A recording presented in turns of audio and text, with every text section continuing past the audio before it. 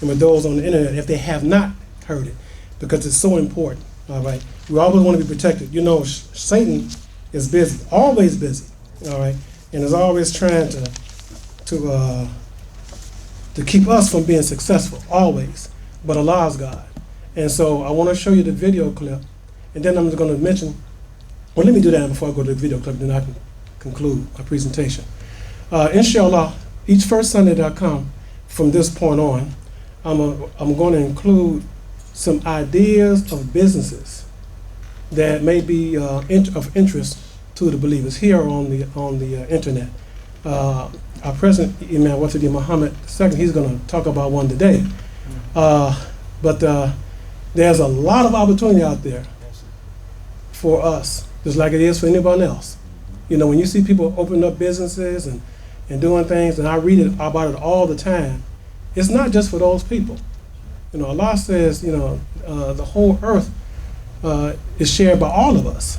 And we are instructed in our Quran, in our holy book, that we are to seek what He's blessed us with, the afterlife, the life after this one. But we're not supposed to forget our share of this particular world here. All right? And we have a share in the world, not just in your block, you know, or in your city. You have a share of the world. And we only limit ourselves by ourselves. Allah has opened up the whole world to us. All right? So what I'm going to do is bring to you ideas. And my hope is that some of you might be interested in some of them. We're going to talk about many of them. Some you may not be interested in, some may be interested in others. There are some that are of a particular interest to me, personally, that I will speak to you, those who are interested, off the mic.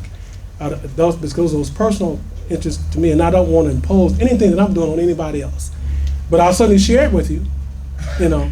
But I would like to do that one-on-one, two-on-two, or whatever, you know, and not take up everybody's time with that. So there, you know, I talked about the last time I was here. Yeah, talked about some of the developments that happened in Chicago. Most of you know that the Barack Obama Library and Museum is coming to the south side of Chicago, right on in Jackson Park. And I kind of pointed out they already have selected a site for it. All right. There's been a new development in that area. For those of you who are familiar with the south side and east side of Chicago, you know the South Shore Country Club? And Jackson Park has a golf course, right? Well, there's an effort underway to join those two golf courses.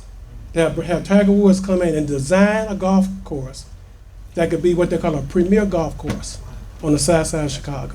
All right, and they're trying to work through it to make certain that it does not infringe negatively on the citizens of Chicago. That means young people and citizens of Chicago will still be able to use that course at a reasonable cost. Because, you know, if anybody knows anything about golf, I don't.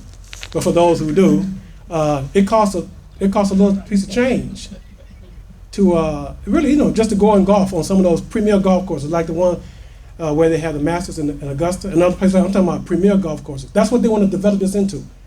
A premier, and it would be right down from the Barack Obama Presidential Library. And you're saying, okay, so that whole area is what they're looking at, developing. And so there's opportunities, okay, for those who have a vision and who can see. All right. And I'm going to take advantage of some of them. I can tell you that, if Allah bless me with life. And I'll be glad to share with you some of the things that I'm talking about doing. All right, that's one. Also, we know under our leadership of the Honorable Elijah Mohammed, when he started off with his economic program, he said, if you want to be successful economically, try to develop in three areas: food, clothing, shelter. He said those three areas are three things that the human being has to have.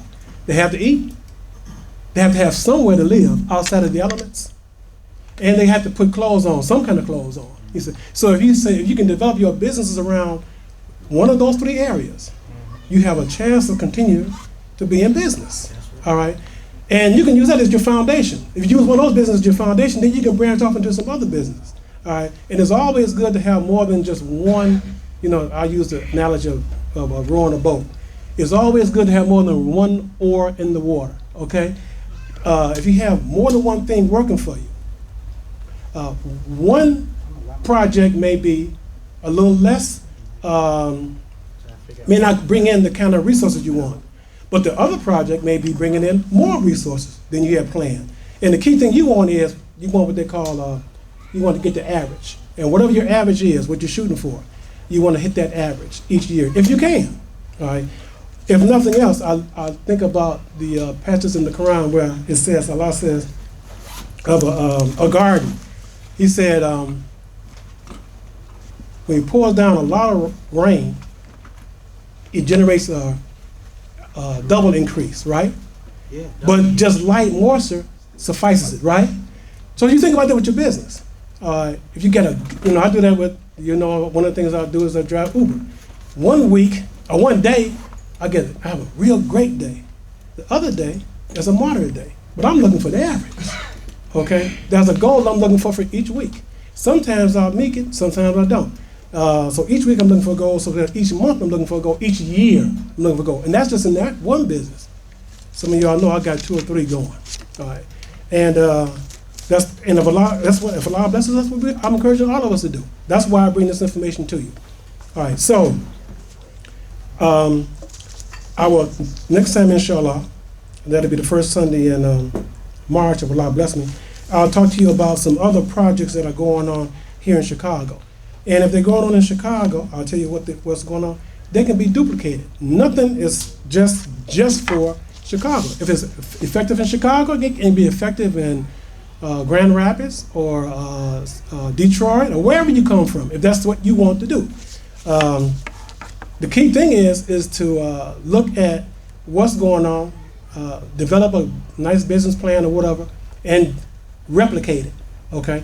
So with that now, I'm gonna go to the video clip and ask you to pay attention to that, and then take any questions you have. I got 7 minutes left, and then I'll conclude, all right?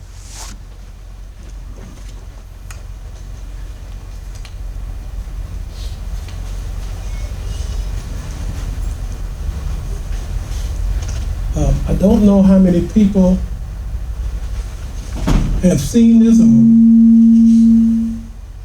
or aware of this, but my wife and I, we looked at it and I said, I need to bring this to the Mosque the first Sunday and share it with the believers. All right, so let me go to this clip. I don't want to go to all these. They just a sponsor. Hold on a second. Still taking.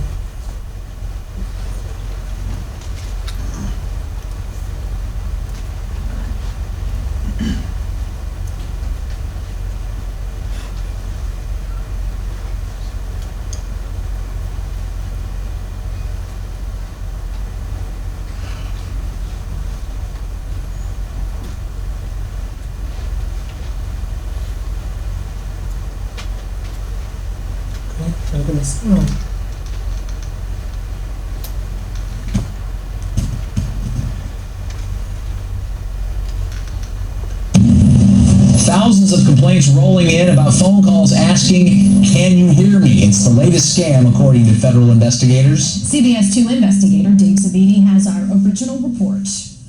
You had an interesting phone call. Yeah, I did. I think I kind of got scammed. Or at least attempted to be scammed. Lou Lombardo, morning host of the Brian and Lou Show at WKQX Radio, describes what is being called the "Can You Hear Me" scam. Hey, this is Josh from customer service. Can you hear me? The call is designed to get you to say yes, so it can be recorded. Yeah. I know a lot of people who've gotten the same call. Matt Hansen received 2 calls. They're like, I'm sorry, I'm adjusting my headset right now. Can you hear me now? And it's a recording. Investigators are not sure what scammers are trying to do, but they believe your yes recording may be used to authorize a purchase or a service. You could then get billed, warns the Federal Trade Commission. They may try to use the recording of you saying yes to convince the third party and you that you did really authorize the service. The call also might be an attempt to verify your number in order to sell it to a telemarketer. It could be that they're just trying to see if this is a working phone number, not a fax machine. That's correct, yeah. That's kind of weird. It's like the 3rd or 4th time this happened on my phone. The FTC warns calling back the incoming number can leave you vulnerable to being scammed. When you call it back, the number just says, oh, the survey you were trying to take is now over. I wasn't trying to take a survey. Best response to this call? Hang up and never give out personal or financial information. If you already said yes to this call, check your phone and utility bills for unauthorized charges. You can always contest them. From here. You don't want to say anything. Don't say Yes, anything. no. Hang that phone up. All right, good advice, thanks. Okay. I don't know how many people have encountered something like this.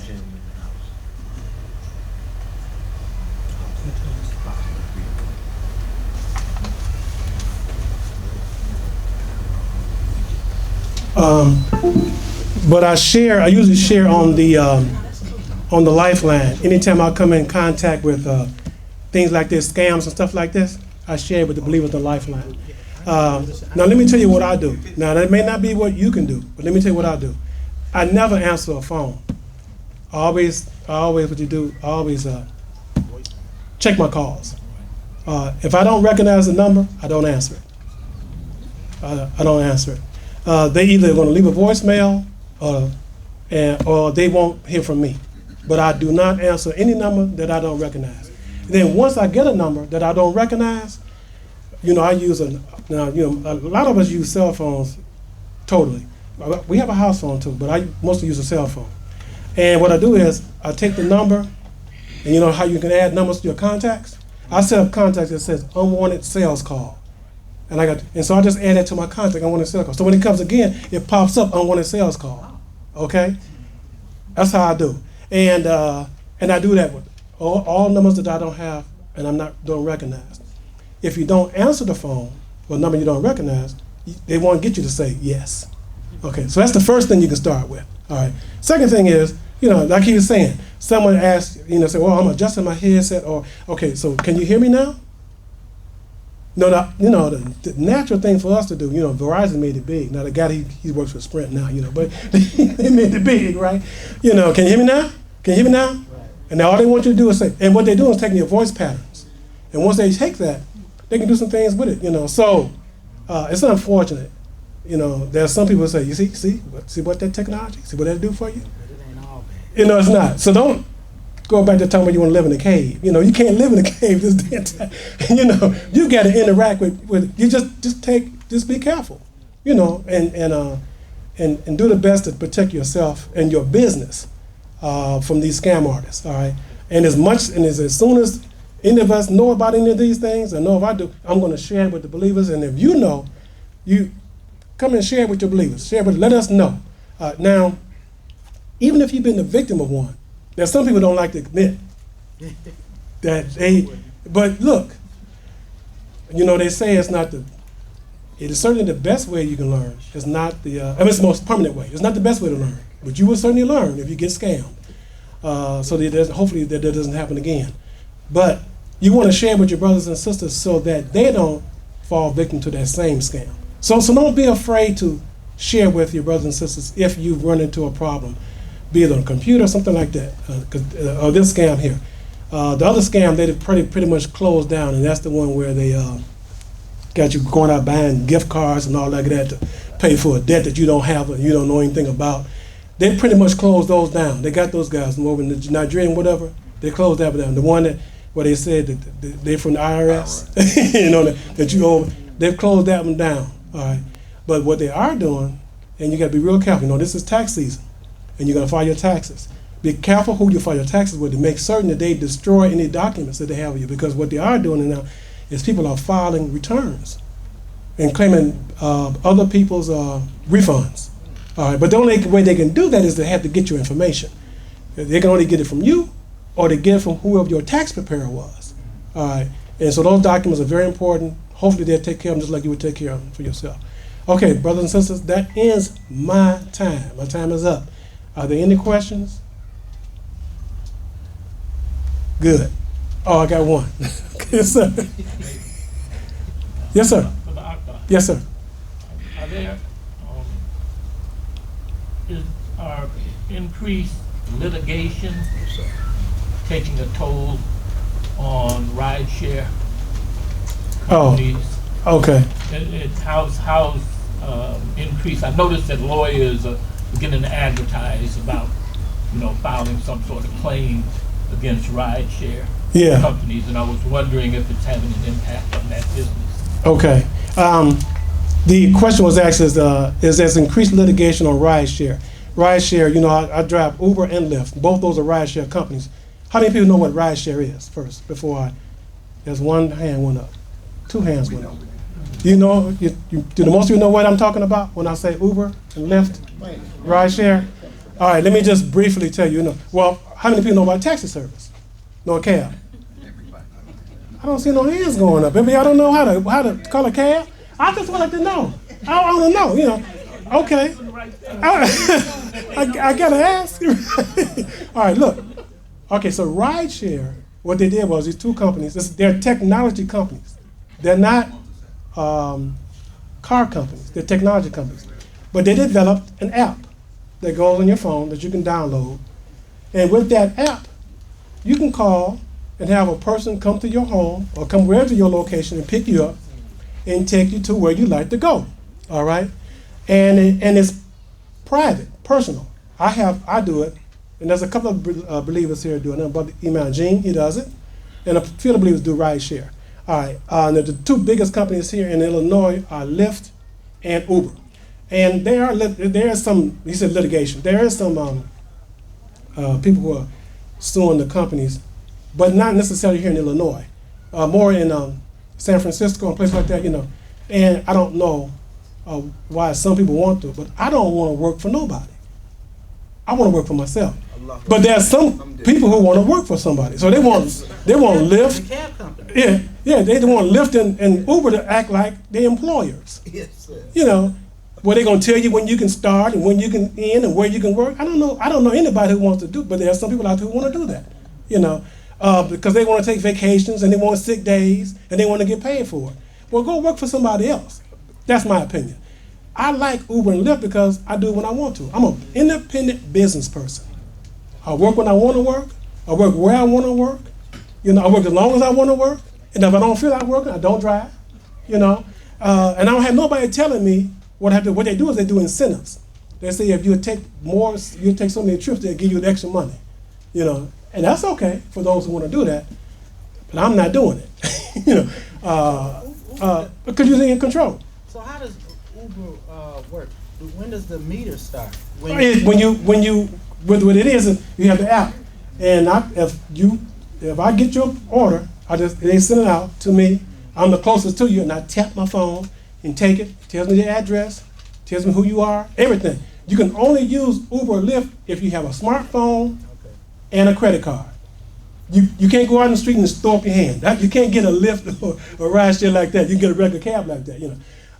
And so when you sign up, and everything comes through and charged through your credit card. I don't have to worry about getting paid. When I pick you up and drop you off, I'm gonna get my money. No funds have to exchange hands unless they want to give a tip. Now Lyft has the tip in their application. Uber doesn't. And Uber has this whole thing about they don't want put people under pressure to have to give out gratuity, have to give out tips. And so I've had people get in my car and say, well, is the tip included? I said, no. I said, but it's up to you.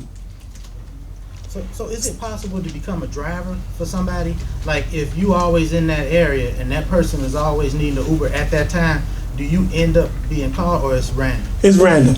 And it may be, you might have to be in that area, okay, but it's just random. Maybe somebody closer to them than you are. Whoever is closest to it, when that person orders the app, orders the phone, orders the Uber on the app, that's the person who's going to get it, whoever's closest. And one last thing, do you rate passengers? Yes, you rate the passengers and they rate you. Okay. That's the beauty of it, okay? And you want to keep your ratings up. Mine is about 4.6, 4.7 on a 5-point scale, all right? It's always high. And let me tell you, if your ratings fall below that, they call it unacceptable when it's below 4 point. And if it's below that too long, they'll require you to take a retraining class that you got to pay for. And if it's still below it, they'll just take you off the app, off the platform. You won't be able to do it. They take his first than you. They do that so that the way they can make money is good customer service. You do good customer service, and that's why they have grown so better than taxis. in your car got to be clean. You have to be clean. You know, you got to be presentable. You got to know where you're going. Now they do have technology now with the navigation, right? But you still need to know a little bit about where you're going, because sometimes the navigation is a little off. Or the people may say, you know, there's a certain way I want to go. Well, how would you like to go? You know, however you like to go. You know, they're paying. You know, I've had some people, drivers talking about, I know where to go. I said, look, man, you ain't paying for that. They paying for it. If they decide to say, I want to go down this street, take them down that street. you know, because they're paying for it. Running, right? Yeah. It's always running until you drop them off. Okay. Yes, sir. I was just going to say, my question would be, how did they come up with an idea like that? And, I wish I had. Without a car, without cars. That's right. Without a license, all of that. I mean, this was very sophisticated. It was. I'd like to know, how come we can't do the same thing? How come we can't duplicate that instead of working for those guys? Yeah, but we don't work for them.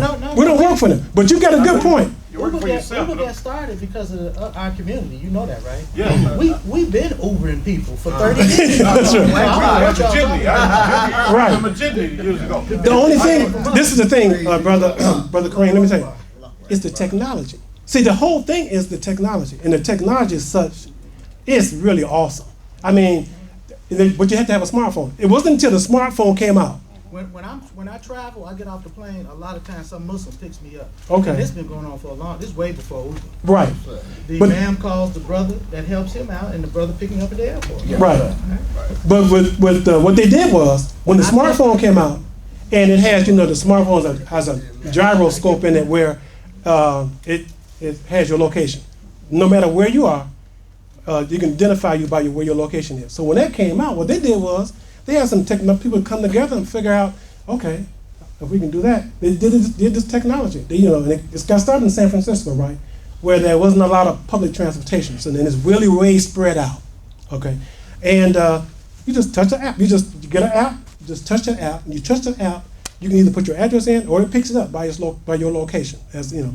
And whoever's closest to you, with the app, they just disperse it. And they say, okay, you get a pickup within 1 minute or 2 minutes, just like that. And not just that, they come right to your door. And in communities, why it's so big here in Chicago is, in certain areas of Chicago, you can't get a cab. You can call and wait for a cab for 2 hours. Or you don't know if they're coming or not. With Uber, it tells you it'll be here. Not only does it tell you it'll be here in 2 or 3 minutes, you can turn your phone and you can watch the car as it's coming down the street. That's the technology. They don't have to own a car. They have the technology. And then they just say, okay. And they have your phone number too. They can call you and say, I'm outside. Or text you. They can do either one. Text you or call you. Okay. He got another. I just finished up my question. Okay. The downside I see in this is that the wear and tear on your car. I have a daughter that she's a teacher and she did this part-time during this, period. Yeah, during the time when she was between school. Mm-hmm. So, it kind of put a lot of miles on your car. Okay. And wear and tear on your tires and all that, and mechanical problems, things like that. So, well, see, weigh that with the intercom that you're making. Good point. It's the way you approach it. See, I approach it as a business. As a business, that wear and tear on my car, I write that off. I write off the gas. I write off the maintenance. I write off the insurance. See, it's the way you look at it, When you look at it, it's that way. Yeah, when you look at it that way, oh no, this is the best thing in the world. It really is, to me. That's my approach. So it's not a drudgery for me. I think a lot. It was one of the things. This is what I was looking for. All right. It's just the approach, and that's because the tax systems. That's the way they're set up. If you're an independent business person, you can get these tax advantages, but only as a business. All right. But set yourself as a business. And with Uber, I'm Akbar Enterprises LLC, not Abdul Rasheed Akbar. You see what I'm saying? I function as a business. Okay, now she would have to do the same thing. I mean, similar, but she can have to incorporate herself. She can just be a proprietor, an independent business person, and she let them know that. Okay, and when you file your taxes, you have to have an accountant who understands how to file for business. And, you know, save all your receipts and everything, save everything, and it's just really great. It works for me. Now, I'm not gonna say it's gonna work for everybody. I don't say that, you know. I say make certain that it's what you want to do, and it takes you a little time to learn how to work it. I've learned how to work it. My wife will tell you, I love it. I love it. And what I tell some people too, that a car is a machine that it runs best when it's being used. That's correct. If you don't like your car, park it somewhere, don't drive it. So the more you drive, those miles don't mean nothing so long as you keep the maintenance up. That's correct. Yeah. That's right. Yes, sir. Yes, sir. I'd like to thank you for helping me set up my partnership. So my consultant company, I should be able to get a certain amount per mile back and forth to work, write off my wear and tear on my car and just like and so forth. And then from my company now, since I'm retired, I think I'm at the 15% tax rate. Yes, yes. So I got to find some type of way to send my money as a write-off. That's right. That's right. I was just blessed. I just shared the information, same information I have that Allah has blessed all of us with. I just shared it with Imam because that's what he's a consultant. And I said, you know, look. I said this a long time ago. These tax rules. Now the wealthy make them. They make them. You know who's in the Senate? All of the people in the Senate are wealthy people. You know, they're wealthy people. That's okay. I just need to know what the rules are, so I can play the game. That's all. Just let me know what the rules are. All right, and you don't have to be wealthy to take advantage of those rules. And our people need to hear this all the time. They can't hear it enough that nothing beats a failure like a try. That's correct. Just try it. Just try it. That's right. Just try it. You'll be surprised. That's right. Yeah. You're absolutely correct.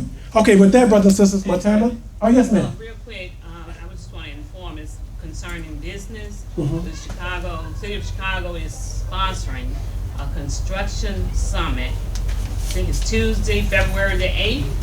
And JL is 2600 2622 West. It's the 8th. They have a big billboard, but it's a construction summit. So I know a lot of the brothers are doing different things. So the City of Chicago getting ready to do a whole lot of things. So you know, we just talking about getting into that. So I'm just letting them know. Okay. All right. And inshallah, for those who want to kind of talk to me afterwards, I'd like to share with you some of the things that one of the projects I've confessed to my wife. You know, we work together here with this. How many of y'all, you know, how many of y'all know? A lot of people haven't seen my wife in such a while. Y'all see my wife? She don't like to do that. But I'm going. I told her I was going to do this, right? I ain't gonna say nothing else. But she happens to be here today. Thank Allah. Yeah. But I'll be glad to share with you one of the things I'm going to do, because I'm going to take advantage of what Allah has blessed us with, particularly with the Barack Obama Presidential Library. All right, so with that, thank all of you. And with that also, this concludes the live stream portion of our presentation. You want to stay on live stream? Or you want to stay? I can. Okay, then we'll. No, you know what? Yeah, I can. Okay, then we'll keep the live stream going, and then when we come up with our guest speaker, then we'll pull it off. Okay, so anyway, thank all of you. May Allah continue to bless us all. Assalamu alaikum. I'm doing something a little different today anyway. Assalamu alaikum. Peace. Welcome everybody. Super Bowl Sunday. People here. I don't know how many people gonna stay. I told my wife, I said, we're not gonna burden Osman if not too many people gonna stay, then we're gonna pack up and leave so we can get back to our families. Because Super Bowl is an opportunity for us to enjoy, have a good time at home.